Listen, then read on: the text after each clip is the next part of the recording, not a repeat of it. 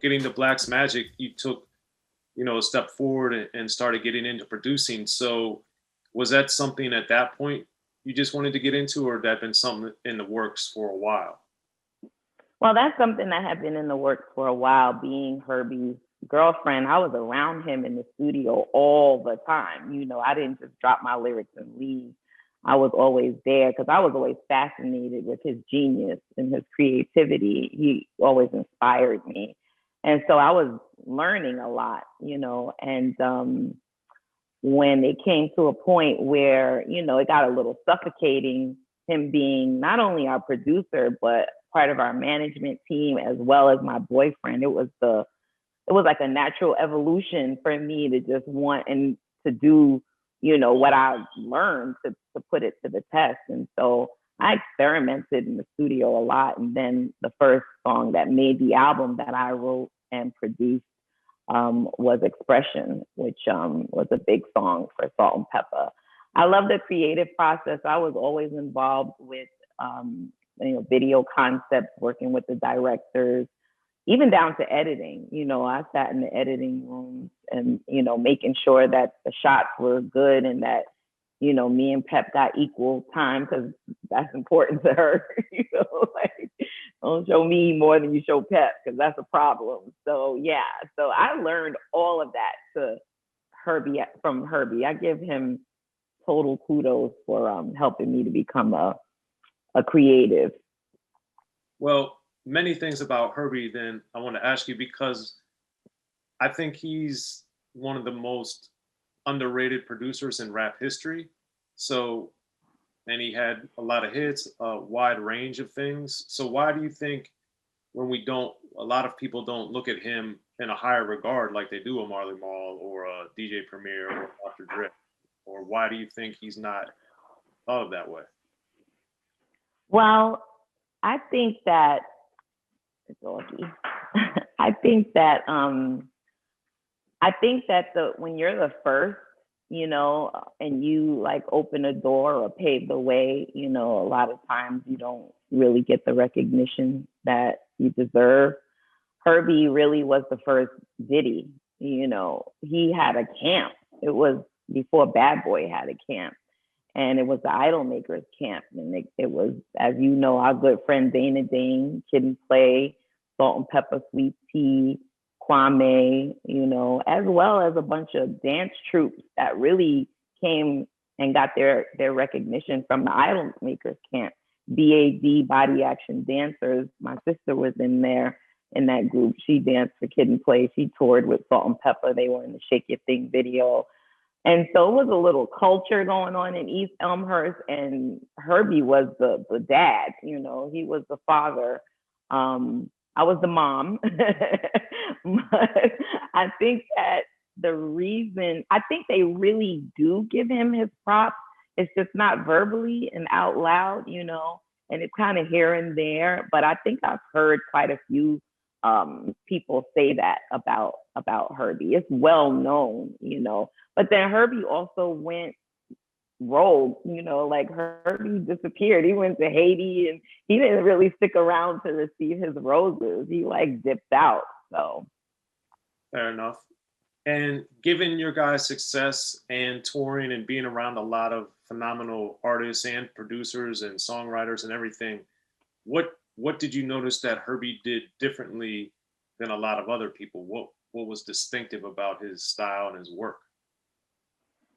What was distinctive about Hurby's style and work? His ability to see that he can work with other people, with other producers, with other writers.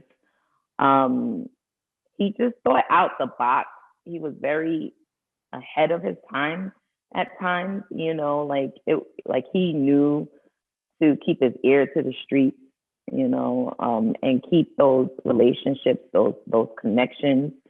And so I don't know. That's another thing. We in Hurby's head, like, to get the real answers, I'm gonna get Hurby. I'm gonna call him and tell him to come on your show, which would be great because he doesn't really do that many interviews. Yes, I know this. Yes, I'll get him for you. Well, thank you. one last thing about him that I thought was interesting, and I wanted you to speak on artistically for you was, did you? Because a lot of people have told me, and he's actually told me this. I've talked to him a few times, and he told me, and a lot of other artists that work with him said, unlike most producers, he didn't care about only New York. Did you guys have a lot of talks about that, about making sure that your sound was broad, so it wasn't just a New York thing? You could get big in Texas or big in Michigan or even LA. Yeah, I think that that was the thing about, Salt-N-Pepa. Like, we always thought outside the box, and did think about not only United States, it's like international success, what would appeal to the world. And I always say we brought fun, fashion, and femininity to hip hop. The collaboration between, me and Pep, not only our chemistry and energy, but our vocal tone matched so well with Hurby's style of producing, and that all coming together caused a sound, that was just super unique. Very. So also on Black's Magic, you wrote and produced the song Independent. So I wanted you to explain why that song, was so significant, and how it came about. Well, another song that that was important to me personally, was important to Pep personally. Women are always, in this male dominated genre of music, this male dominated world, are always feeling unheard, unseen, having to work much harder to prove ourselves. And definitely was in the time of my breakup with Hurby, which was a breakup and a breakup and a breakup. I think that was like the first phase of the breakup. And that was what was on my mind, and Pep also, it was in a situation, and I'm pretty sure, because we wrote that together, that was what was on her mind as well. It was a statement. Beyond being empowering, I guess it was cathartic as well. It's Yeah, yeah. It definitely, music, writing is always cathartic. Creating in any form, as a creator, is always cathartic. You get to glean from life when you write songs, and those are usually the best songs, because they come from your experience, they come from your heart. It's almost like journaling, but then you get to journal it, and then you get to say it over and over and over, and it's a part of the healing process, which I love. Gotcha. And then sequencing wise, I always thought it was interesting that Expression and Independent kind of were the bookends of the album. So do you remember sequencing wise why you guys decided to do it that way? No, sir, I do not. Okay. I don't know. I didn't even know that. Fair enough. That's good. That's great. I mean, you are so informed. I mean, I just don't remember. There's usually a plan when an album. There's a flow. Like, you just know what songs flow into each other, because it's almost like you're telling a story, So it definitely is thought out. I just don't recall what that particular plan was. Maybe it was because, I wanted to begin and end that album with something that I did that was personal to me, possibly. Okay. And with Plans, that album cover also was the first, and I would argue the most quote unquote creative or different or distinctive, however you want to say it. So what was it in that time and that art that made it so different cover wise for you guys? I mean, Black Magic, it went along with, the title of the album. It's like we're, looking into, this book to find the answers, So I forgot the name of the artist. I hate that I don't remember his name, but I think that we were just trying to not do something you would expect, something more interesting, to visually interesting, Like a lot of rock and roll albums are like, so different. Like with hip hop, it's pretty literal. Sometimes we could be super literal.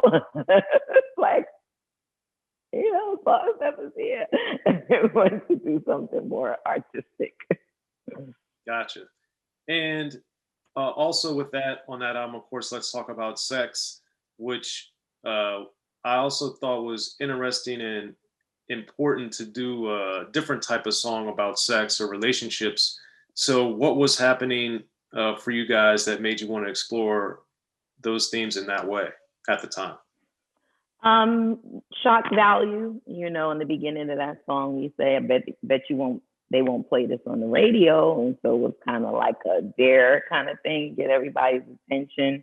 Let's talk about sex within itself, which is so ridiculous because now you listen to music and it's like, that was a big deal. Like, we just want to talk about sex. That's a problem, but we knew that it would catch people's attention. And the song was made at a time when there was a lot of controversy and a lot of misinformation about HIV and AIDS.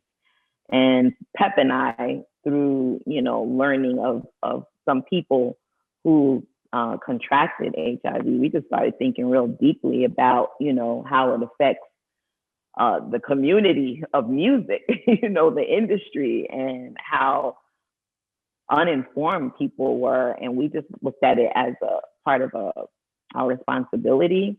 So that song to me was innovative, and it was also an opportunity to be socially conscious. And so it ended up being Let's Talk About AIDS, which was a PSA we did for Peter Jennings on a special that he put together on HIV and AIDS. So I rewrote the lyrics to make it information. So I crammed all the information into Let's Talk About Sex, and we went so far as to do the video over and everything. And we became advocates for HIV awareness before it was popular, at a time when nobody really wanted to touch the subject because it was always related, especially in hip hop, it was related to the gay community and intravenous drug users. And so nobody really wanted to be like, the spokesperson for that community, which was the misinformation. It was like, it's like everyone is exposed at this point, and we have to really talk about it. Yeah. Well, it's important. And then I know with very necessary, you guys then put it at the end, the PSA part. So I also thought that was I've got AIDS PSA at the end of the album. But yeah. So that was also very important. And the thing with Black's Magic too that I always thought was intriguing with your production too was that on the one hand you had expression and independent, and on the other side I like to start the party. So for you, as a writer, as a producer, as a musician, how do you find that the different styles or the different subject matter helps you articulate yourself differently? Ideas come in different ways, organically. Like, a life experience, can spark an idea for a song. A loop, a track can spark an idea for a song. A lot of times there are things that Pep would say would help me think of a song idea. Like my greatest one that I think of is that, Pep tells stories. So she's telling this story one day and she's like, because I was in the club and blah, blah, blah. And everybody wanted to be with me because me, I got the champagne and the ha-ha. And I was like, that's a song. And I wrote that song so fast just based on what she said. That hook and some songs just download, So it's just different ways that a song can come to you. And I like to party. Probably had Pep in mind because she's a party animal. Yeah. Be sure to check out The History of Gangster Rap by Soren Baker. He's official. History of Gangster Rap features exclusive interviews with Ice-T, Snoop Dogg, MC Ren, the D.O.C, and dozens of others. The History of Gangster Rap, a definitive look at how Los Angeles changed rap forever. In Los Angeles, the streets definitely set the tone of the hip-hop music. At 19, I got a $50,000 car. My whole angle always was, I'll be street, but I will always tell you the horrors that go along with this life. There will be penalties and casualties for just wearing the wrong color in somebody's neighborhood. And once gangster rap made it from the streets to the TV, the genre exploded. With Fab 5 on your MTV Back with NWA. Yo MTV, it just catapulted us from being local heroes to national gangbang rappers. The History of Gangster Rap discusses it all from 1980 up till today. It's always gonna be shit happening in the streets. You know what I mean? So it's always gonna be something to talk about. The History of Gangster Rap in stores now.